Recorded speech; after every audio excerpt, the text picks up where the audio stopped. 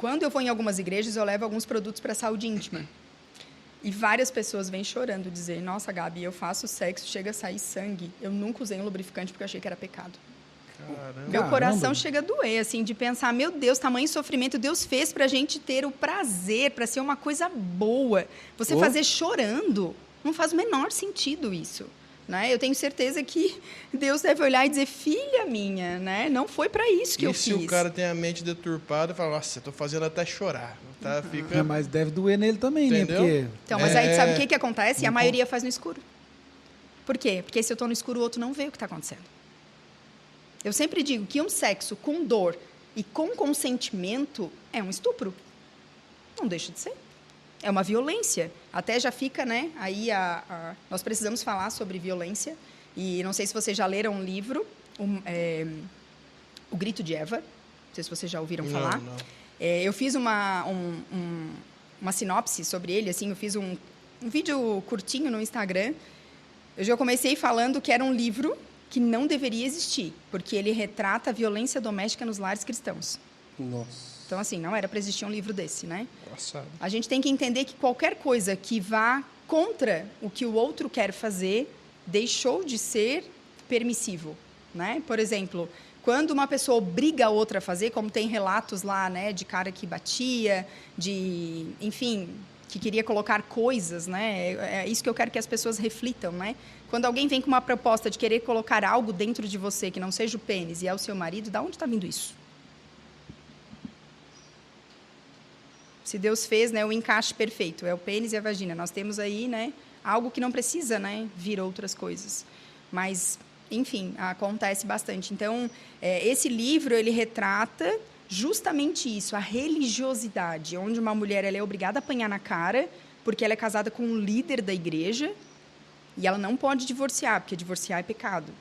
Só porque, na verdade, quando a gente promete diante de Deus no altar, esse homem prometeu cuidar dessa mulher como Cristo cuida da sua igreja. E o fato de a maltratar, ele já rompeu um princípio. A gente tem que entender que o divórcio, né, muita gente usa essa questão da traição, mas ele também está traindo, né, aquilo que ele prometeu. Então, tem muitas coisas que a gente precisa refletir. As pessoas que estão dispostas a ter ajuda, a mudar a sua atitude, ok. Mas e aquelas que não estão? Né? Ou você continua comigo assim, ou... Né? Então, é muito sério tudo isso. A gente tem que entender... E aí, voltamos nesse ponto, de que a sexualidade, como ela é tabu, como ela é um assunto difícil, as pessoas preferem se abster. Um congresso de mulheres, por exemplo, sem o tema sexualidade, para mim, ele não é completo, porque hoje, mais de 90% das mulheres não estão vivendo uma vida sexual ativa e são casadas. 90%? Meu Deus. 60% das mulheres em todo o mundo que mantêm uma vida sexual ativa de 100 não sentem nada, nunca tiveram prazer. Então, assim... Chegou a nunca sentir Nunca sentiu. Uma... Então, assim, se esses dados são tão altos, né? Como que as coisas acontecem e esse assunto é desnecessário? Quantos retiros de casais as pessoas vêm me dizer que trataram de todos os assuntos, menos da sexualidade?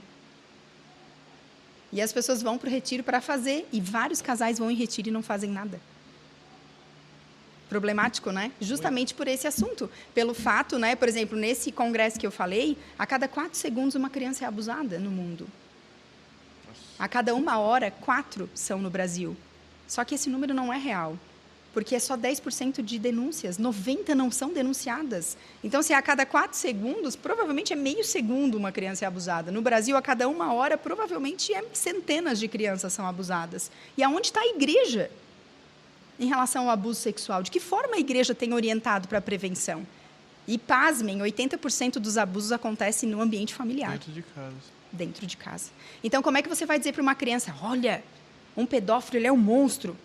Às vezes o monstro é o tio, é o avô, é o próprio pai. Ou pior, né? Como eu atendi uma paciente que não conseguia, uma paciente cristã, não conseguia ver o marido pelado.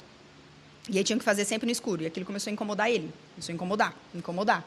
Vai procurar para ajuda. 5 anos de casado. E aí, chegou no consultório, eu sempre digo que a consulta é como um poço, né? Que eu tenho que cavar para buscar por água. E chegou num determinado momento, ela deu um berro. E aí eu tive até que conversar com algumas pessoas, um amigo psiquiatra, porque foi a primeira vez que eu peguei. Não sei se vocês sabem, mas a nossa mente ela tem esse poder de guardar algumas coisas que nos geram dor. Esconder. E aí, num determinado momento, num determinado gatilho, isso vem à tona.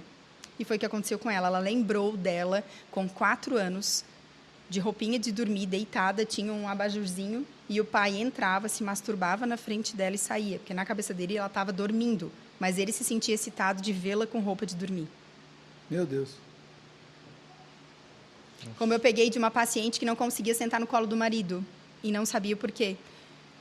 Numa das consultas, ela lembrou que o avô pegava no colo, porque essa é uma das maiores estratégias dos pedófilos, pegar as crianças no colo, brincar de cavalinho, e nesse movimento o cara se excita. E ela lembrou de sentar no colo do vô e toda a vida tá aquele negócio duro. E aquilo gerava uma coisa muito ruim nela, e ela não conseguia sentar no colo do marido. E numa das consultas a gente descobriu que veio, né, devido a isso. A pedofilia, ela tá em todos os lugares. Esses dias eu vi uma história de um diácono que tinha sempre balinha. Sempre, assim, os pedófilos, eles são sempre muito solícitos. Uma criança quer ir no banheiro, deixa que eu levo. Ah, uma criança quer ir lá atrás pegar um negocinho, deixa que eu levo. Para pegar a confiança da criança. Foi descoberto que ele abusou de 34 crianças numa igreja.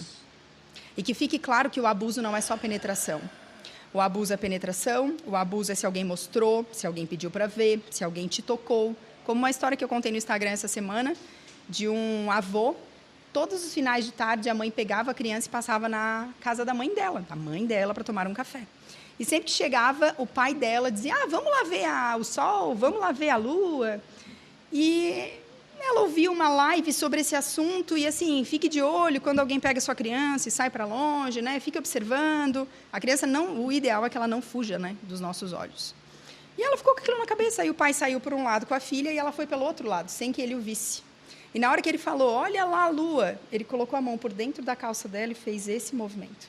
E viu que ela se sentia incomodada. E aí, quanto mais incomodada ela ficava, mais alto ele falava, olha lá a lua. Porque o maior medo do abusador é que a criança grite. Porque, na verdade, as crianças que são alvo são crianças silenciosas. As crianças, na verdade, elas são silenciadas, se a gente parar para refletir, né?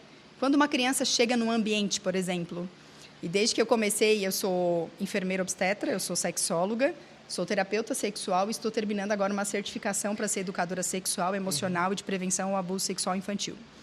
E quando eu comecei essa formação, eu vou terminar agora esse mês, eu comecei a ter um outro olhar. Por exemplo, quando você chega num ambiente com uma criança, da família, vai lá dar um beijo no seu avô. Ai, que menina mal educada. Você, como adulto, você sai beijando as pessoas? Às vezes você chega na casa da sua mãe e você sempre dá beijo? Por que a gente tem que obrigar as crianças a fazerem determinadas coisas? E aí, quando você obriga, se você não respeita o não da criança, como que ela vai dizer não para alguém que quer tocar suas partes íntimas? Imagina a confusão na cabeça da criança. Eu não posso dizer não para minha mãe de não beijar um adulto, mas na hora que alguém pede para fazer alguma coisa, eu tenho que dizer não. Na verdade, as crianças são silenciadas, né? Então, assim, essa questão da educação sexual dentro do ambiente da igreja, nós temos que educar. Educar os pais, educar os líderes. Então,